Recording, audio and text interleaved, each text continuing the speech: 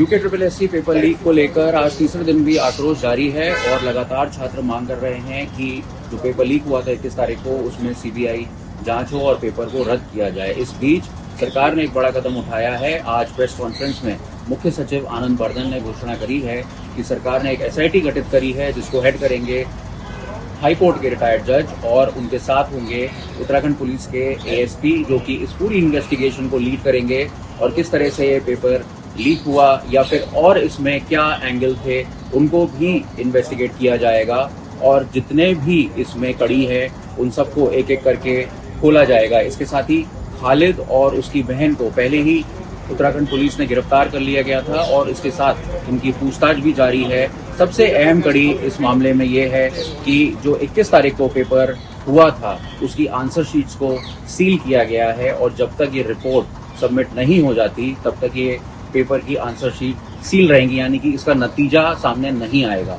इसके साथ सबसे अहम बात इसमें यह है कि जो एसआईटी है उसमें सभी लोग अपने तरीके से उसमें सजेशन रख पाएंगे।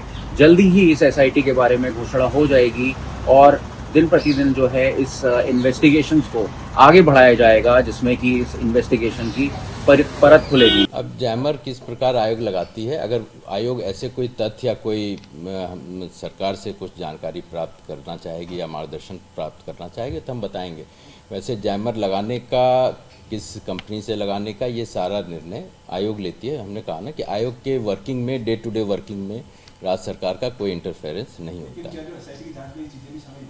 अब देखिए, इन्वेस्टिगेटिंग एजेंसी जो भी जांच करती है, कोई भी इन्वेस्टिगेटिंग एजेंसी हो, तो उस जांच से रिलेटेड कोई भी मैटर होगा तो investigating agency as per procedure अपना काम करेगी।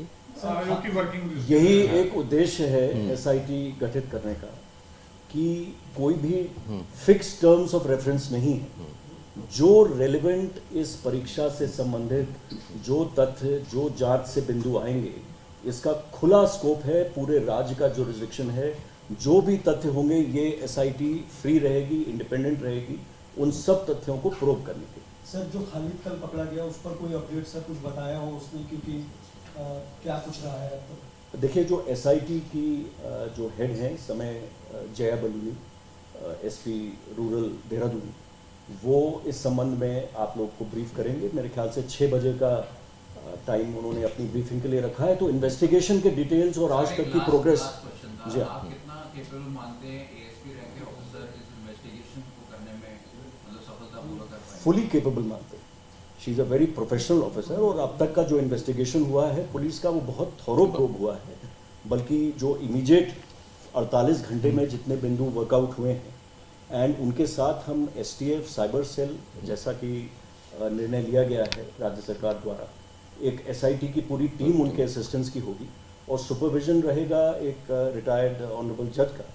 तो ये पूरी तरह कॉम्पिटेंट है टीम और इसका फ्री हैंड है, फ्री जुरिस्डिक्शन। जो हमारे युवा अभ्यर्थी हैं, जो छात्र छात्राएं हैं, जिनके मन में इस एपिसोड की वजह से कुछ संशय होगा, कुछ डाउट्स होंगे, तो ये इस पारदर्शिता के लिए कि ये पूरी एग्जाम प्रोसेस में किसी तरह का उन्हें डाउट ना रहे, इसीलिए ये स्टेप्स लिए गए हैं। जो एसआईटी होगी उसका पूरा ये जो 1 महीने का टाइम है, ये अभी आपने जब प्रेस ब्रीफिंग करेंगे तो ये शेयर करेंगे अपना ईमेल, अपना मोबाइल एक नंबर, जिस पे कोई भी पूरे राज्य में कोई भी सूचना, कोई भी जानकारी इस एसआईटी के साथ शेयर करना चाहता है तो वो बिल्कुल स्वतंत्र होंगे और ये इनवाइट करेंगे और उस चीज़ को भी सम्मिलित करेंगे। आपने जो बताया, ये जो बाकी चीज़ें हैं कि जिस तरह की बात आ रही हैं, ये भी सब एसआईटी के स्कोप में होगा। जो भी जानकारी कि कब क्या हुआ, कोई भी जो जानकारी देना चाहता है। देखिए, इन्वेस्टिगेशन एजेंसी की इन्वेस्टिगेशन में हम कोई इंटरफेरेंस नहीं करते और करना भी नहीं चाहिए। जो भी इन्वेस्टिगेटिंग ऑफिसर है या इन्वेस्टिगेटिंग एजेंसी है वो अपने प्रोसीजर के अनुसार अपनी इन्वेस्टिगेशन करती है और इन्वेस्टिगेशन के दौरान क्या तथ्य वो पब्लिक में लाती है, क्या तथ्य नहीं लाती है, क्योंकि कई तथ्य होते हैं इन्वेस्टिगेशन के दौरान महत्वपूर्ण होते हैं जिसको नहीं भी बताया जा सकता है, बताया भी जा सकता है। तो ये हम पूरी, क्योंकि हम ये मानते हैं कि हमारी इन्वेस्टिगेटिंग एजेंसी पूरे जिम्मेवारी से काम करती है, तो इसलिए उस पर हम कोई कमेंट या कोई इंटरफेरेंस हम उसमें नहीं करते। नहीं, जब एसआईटी बन जाएगी तो वही एसआईटी, क्योंकि उसका जो कार्यक्षेत्र है वो पूरा प्रदेश बनाया गया है, तो वो एसआईटी ही पूरी इन्वेस्टिगेशन करेगी। उनके खिलाफ कठोर कार्रवाई की जाएगी और ऐसी घटनाओं की पुनरावृत्ति रोकने के लिए जो भी आवश्यक कदम होंगे वो उठाया जाएगा।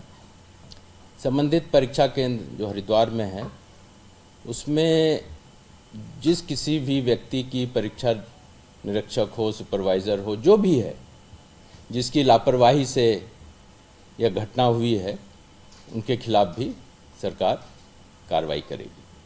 सरकार के लिए देखिए, छात्रों का, अभ्यर्थियों का हित सबसे ऊपर है और ये भी इम्पॉर्टेंट है कि आम जनमानस का, छात्रों का, ये पूरी प्रणाली जो परीक्षा प्रणाली होती है हमारी विभिन्न आयोगों की, उस पर विश्वसनीयता बनी रहे और उसकी शुचिता भी बनी रहे। सबसे इम्पॉर्टेंट है सरकार के लिए कि हम लोग भी अभिभावक हैं, हमारे छात्रों का, हमारे अभ्यर्थियों का विश्वसनीयता वो उस पर बनी रहे हमारे सिस्टम पे।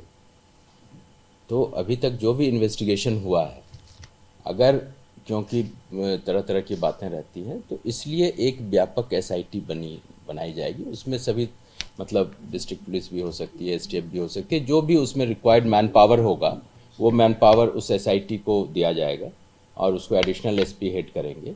तो मैंने इसलिए कहा ना, किसी के पास और भी अगर कोई तथ्य या कोई सूचना या कोई जानकारी होती है तो वो उस एसआईटी को उपलब्ध करा सकता है। टाइम बाउंड है, विद इन अ मंथ। ये कल तक हम इसके आदेश जारी कर देंगे।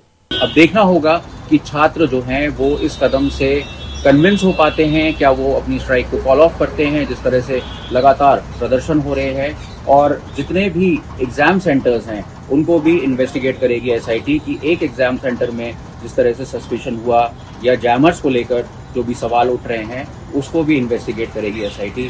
देखना होगा कि एसआईटी में किस तरीके के जो मामला है उसको खोला जाता है।